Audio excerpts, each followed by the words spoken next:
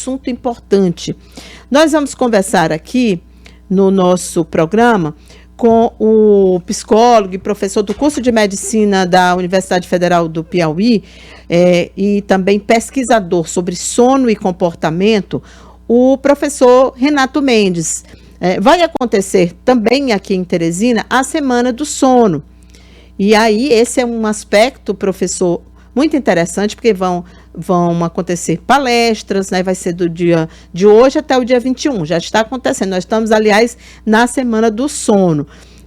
Claro, com o objetivo de reunir esses profissionais e também esclarecer sobre isso. E aí a gente aproveita, né? O tema, inclusive, é Sono Bom, Futuro Saudável, para falar sobre o sono, sobre a higiene do sono. Porque tem muita gente, professor, que tem relatado insônia durante esse período de pandemia. As pessoas não conseguem dormir, muita gente tem recorrido a comprimidos ou a bebida alcoólica. E eu sei que a questão da insônia se tornou um ponto-chave de problemas de saúde nessa pandemia. Queria começar a nossa entrevista falando sobre isso e desejando um bom dia para o senhor, professor. Olá, Cíntia. Olá a todos. Bom dia. Bom dia. Muito feliz em participar para a gente poder fazer a divulgação da nossa Semana do Sono. Você falou tudo, tá? E tem muito mais coisas aí que a gente puder, se tiver um tempinho para discutir sobre. Mas durante o período da pandemia, as pessoas aí, no ano de 2020, nós começamos com a Semana do Sono também, mas tivemos a interrupção. E aí fomos começar a trabalhar justamente em cima do isolamento. Então, pessoas tiveram dificuldade para dormir, dificuldade para acordar, uma porção de doenças e outros distúrbios que as pessoas muitas não tinham, né? A questão da insônia, da síndrome das pernas inquietas, da apneia do sono, tá? Então, a gente vê uma grande dificuldade das pessoas em dormir de forma correta, tá? De ter um reparo cognitivo, como nós colocamos. Então, durante esse período de pandemia, foi um boom, né, assim, de uma opção de doenças. Você frisou um ponto muito importante, a questão medicamentosa, tá? E muitas pessoas durante esse período, muitas dormiram demais. A gente tem que lembrar que existem os bons dormidores, os maus dormidores, as pessoas matutinas, as pessoas vespertinas. Cada um tem o seu cronotipo, cada um tem o seu modo de dormir. Mas a gente pede para que todo mundo padronize, né? Uma das orientações que daqui a pouco nós vamos falar sobre a questão da higiene do sono.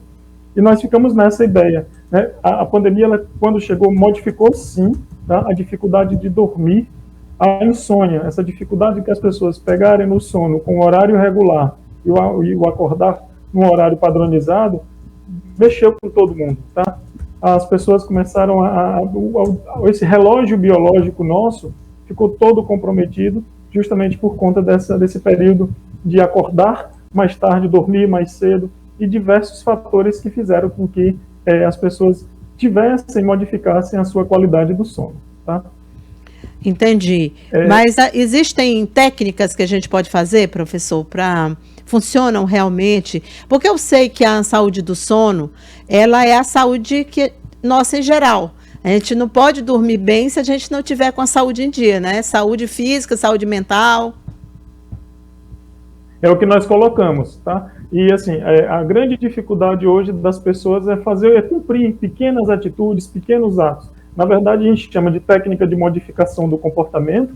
A psicologia cognitivo-comportamental, com algumas técnicas, oferece, que é o que nós chamamos de higiene do sono. Todo mundo faz a higiene capilar, a sua higiene íntima, a sua higiene bucal, porque não a higiene do sono. Nada mais é do que modificação do comportamento, início do horário correto e o acordar no horário correto, atividade física, você pontuou aí ainda agora há pouco, fazer atividade física no ar livre, sim, ter esse horário regular, o condicionamento, a organização do horário. Se as pessoas tivessem esse horário adequado para o dormir e o acordar, modificaria completamente as ações. Um dos pontos é o espaço de dormir, sim, ele tem que estar adequado, ventilado, tá? Nós precisamos, para justamente evitarmos a gente ter uma respiração adequada. E aí um dos pontos principais que nós colocamos na Semana do Sono é a participação de diversos profissionais, médicos, fisioterapeutas, psicólogos, justamente para ensinar as pessoas a ter uma respiração adequada, tá? Para evitar justamente uma apneia do sono, tá? Um ronco, tá? Um cochilo no horário que não deve ser feito. Então, dentre os fatores da higiene do sono, os 5 pontos principais que a gente coloca é o dormir, o acordar na hora correta, tá? O evitar uma alimentação extremamente desregulada, o uso de café, o uso de tabaco, o uso de cigarro, o uso de bebida alcoólica tem que ser totalmente evitado. Tá? A ideia do espaço onde se dorme, tá? Nós temos que ter uma modificação desse espaço, uma diminuição da luminosidade. Cíntia, aquele pontinho vermelho do ar-condicionado, aquele pontinho azul, modifica. À noite nós produzimos um hormônio chamado de melatonina, e ele justamente é um hormônio que é produzido no escuro. Tá? Então, nosso corpo aí produz, e se nós colocamos uma quantidade de luz, deixa a desejar e nosso corpo não vai produzir. E o dormir, o acordar em horários regulares, uma alimentação balanceada, são técnicas simples, tá, que nós colocamos, técnica da modificação do comportamento, para que nós possamos ter um prolongamento. Como você bem disse, aí é a questão da importância. As pessoas se preocupam tanto com a saúde, o meu físico, né? Eu me preocupo tanto com a aparência, com a estética. E o sono? Tá? Será que todo mundo está tendo um horário tranquilo, um horário regular de dormir e acordar? Durante essa pandemia, mais uma vez falando, nós tivemos essa desregulação. Tá? Ficou extremamente complicado. E aí nós chamamos e convidamos as pessoas para que possam ter essa modificação do comportamento, sim. Professor, estou recebendo aqui uma mensagem interessante.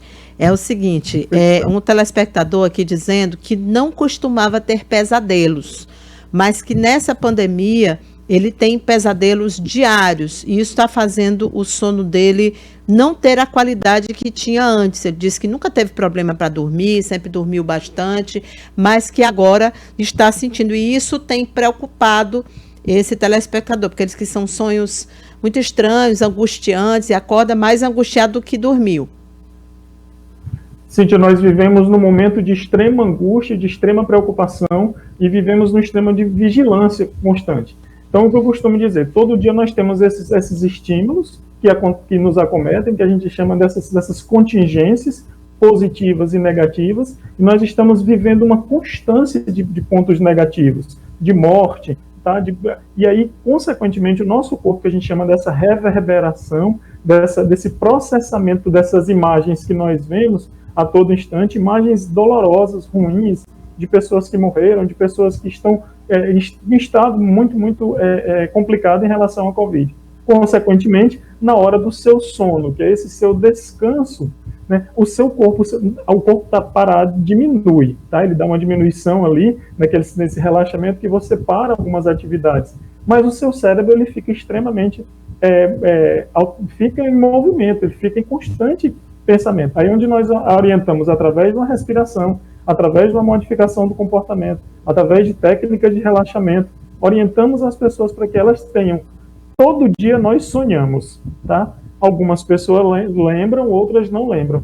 E esses sonhos, devido a essas contingências, certamente é o que está acontecendo com o telespectador, que vem essas imagens, elas de forma mais grosseira, elas vêm de formas mais fortes, tá? E dessa lembrança. Muitas coisas que nós vemos, no sangue, uma pessoa entubada, uma pessoa com comprometimento, tá? Um acidente, e essas imagens elas ficam armazenadas no nosso cérebro e à noite elas vêm nesse momento de descanso, tá? Então é importante que essa pessoa, que o telespectador, fique disponível para que a gente possa bater um papo depois, tá? Justamente para a gente entender a dinâmica que é modificar os comportamentos, retirar sim. Aí um pedido, pessoal, a questão da luminosidade. À noite, a partir de 9, 10 horas da noite, tirem as luzes, diminuam a quantidade de luz, justamente que é para auxiliar e ter esse sono. Veja que ele disse, a pessoa disse, tinha um sono tranquilo, né, tinha uma restauração cognitiva tranquila, dormia uma quantidade de horas tranquila,